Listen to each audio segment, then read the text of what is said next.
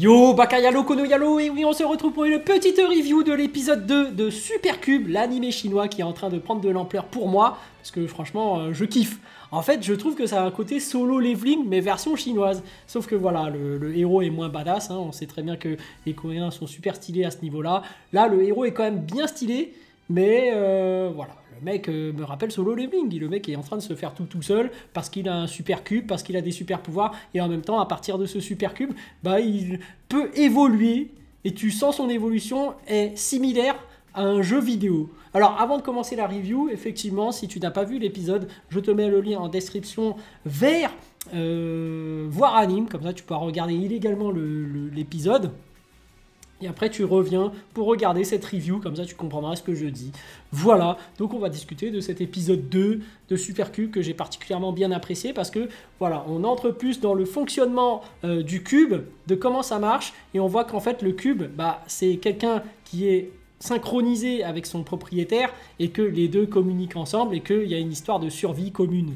C'est-à-dire que le cube, en fait, dès qu'il est avec l'entité, son propriétaire, il consomme de l'énergie. Et en fait, si jamais le propriétaire du cube meurt, bah le cube meurt aussi. Donc c'est intéressant de voir qu'en fait, lui est capable de faire des choix, des décisions. Et à un moment donné, on voit que le héros, Xiao Xiu, il est complètement épuisé. Donc il décide, dans des situations critiques, de le téléporter à un endroit. Et se dit, tiens, une fois que tu es téléporté, hop, je sors de toi. Comme ça, tu peux récupérer plus facilement. Donc on voit vraiment que c'est une entité qui est capable d'agir. C'est intéressant. Dans cet épisode, on apprend aussi qu'il y a un nouveau pouvoir, donc ça va être dévoilé au fur et à mesure, et peut-être que je prédis que en fonction des pierres précieuses, bon, je reviendrai sur l'explication des bon, je l'ai fait dans le mauvais ordre, mais bref, il y a un nouveau pouvoir qui est annoncé pour Xiao Xiu, donc les possesseurs du cube sont capables certes de se téléporter, mais sont aussi capables de détecter des choses aux alentours. Donc ils sont capables de déployer le N, tu sais, dans l'Interix Center, de capable de sentir tout ce qu'il y a autour de toi, et c'est assez prenant d'un point de vue énergétique, c'est énergivore. Mais avec l'entraînement, tu es peut-être capable de le faire plus longtemps. Et du coup, c'est intéressant de voir que le héros va progresser au fil du temps et va commencer à maîtriser ses pouvoirs. Et ce qui est intéressant aussi, bah, du coup j'en reviens par rapport aux pierres précieuses, c'est que le cube peut augmenter ses pouvoirs par rapport aux pierres précieuses qu'ils arrivent à trouver. Ça fait vachement jeu vidéo, hein. Donc tu trouves des pierres précieuses, ces pierres précieuses tu les rentres dans le cube et du coup ça renforce le cube, et du coup si le cube est renforcé, bah, ça fait que toi aussi tu es renforcé. Donc ça fait un peu comme dans les jeux vidéo, même des fois quand tu montes de niveau dans les jeux vidéo, tu peux choisir quelles statistiques tu augmentes. Là on dirait que ce n'est pas le cas, mais on voit que vraiment le héros augmente au niveau de sa force aussi. Donc on voit vraiment un côté solo leveling, on sent vraiment que voilà, après plus tard on va voir peut-être qui est celui qui est le créateur du cube, parce qu'on ne le sait pas encore. Il nous laisse le mystère. C'est vrai que dans Solo Leveling, moi j'ai déjà vu la suite donc je sais. Mais on ne sait pas vraiment d'où provient le cube. On ne sait pas vraiment comment ça se passe. Donc tais-toi, c'est magique.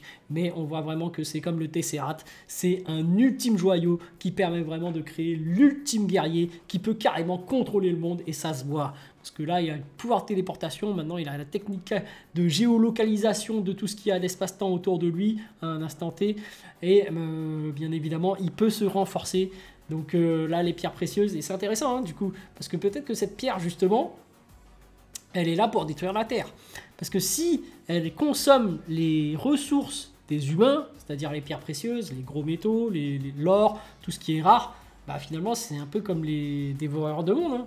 Dévoreurs de monde, c'est là pour bouffer toute l'énergie de la planète, des ressources. Et là, c'est juste que les ressources qu'elle bouffe, bah, c'est les pierres précieuses. Mais peut-être qu'après avoir bouffé les pierres précieuses, elle voudrait bouffer autre chose. Mais déjà, c'est déjà énorme de bouffer des pierres précieuses. Mais voilà, c'est intéressant de voir comment c'est fait. Et surtout, en fait, la menace pour l'instant, c'est juste les autres humains. C'est ça qui est drôle. C'est que comme au début, bah, il n'est pas très fort. Il n'y a pas une menace interplanétaire, hein. Pour l'instant il est encore en phase de maîtrise du cube. Donc les adversaires, il faut forcément leur donner des gens par rapport au niveau de puissance, hein. Donc en fait c'est d'autres humains, sauf qu'ils bénéficient de la masse. C'est-à-dire que là on est dans une histoire de harcèlement scolaire. Donc on voit qu'il y a le patron de sa meuf, là, Yao. le patron qui est amoureux de Yao, donc ultra possessif, il croit que la meuf est déjà à lui, et si jamais t'as un concurrent, bah, je le défonce, et en plus je ramène tous mes potes pour te défoncer, et ses potes, comme par hasard, ils obéissent à ses ordres, ils réfléchissent même pas pourquoi, ils se disent ouais pour l'histoire d'amour, alors que c'est impossible. En fait, quel est ton plan? C'est de kidnapper Yao, c'est ça? Et de la vie? C'est quoi son but à ce méchant? C'est ça son truc de séduction? Parce que bon, il faut bien un élément perturbateur. Donc voilà, finalement, il arrive et il donne rendez-vous à Xiao Xiu au niveau du gymnase pour pouvoir se livrer à un duel. Mais en fait, c'est pas un duel. En fait, il a ramené tous ses potes comme un lâche. On va te défoncer la gueule. Mais c'est intéressant. Parce que du coup, comme Xiao Xiu, il a évolué grâce au cube, on voit que sa force a augmenté. Et du coup, rien qu'au niveau de l'école, là, quand il vient pour aller dire à la meuf où est ton copain, et que le copain, il dit c'est bon, lâche-la, dégage. Et il avait un flow incroyable. Quand il est arrivé, il a pris son bras, il a fait dégage. J'ai fait oh, stylé de ouf.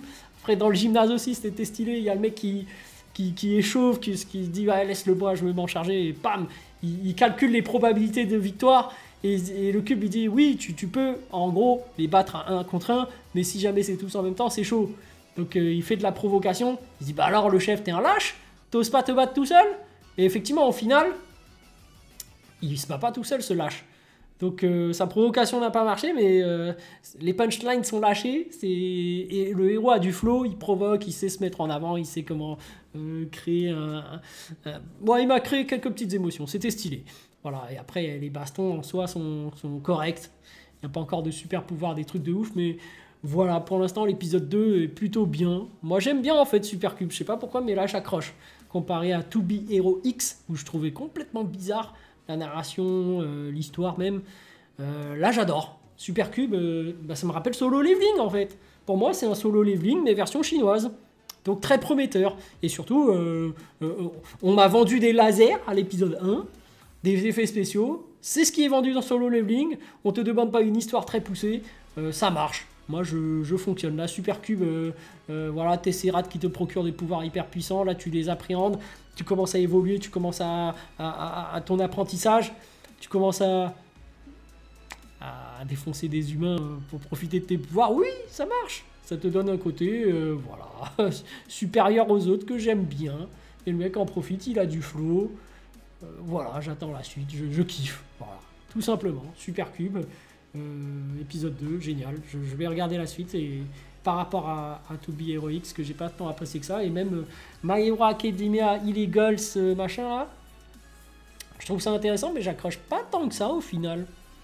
Je trouve que, en fait, le défaut de My Hero Academia Illegals, machin là, bah, c'est qu'il y a les vrais héros à côté. Du coup, c'est vrai que ça perd beaucoup d'enjeux, hein, ça perd de son charme. Ça aurait été mieux si ça aurait été fait dans le sens inverse. C'est-à-dire qu'on te fait un animé, un manga par rapport au héros illégal d'abord sans pouvoir, et après plus tard on te fait un truc avec les pouvoirs.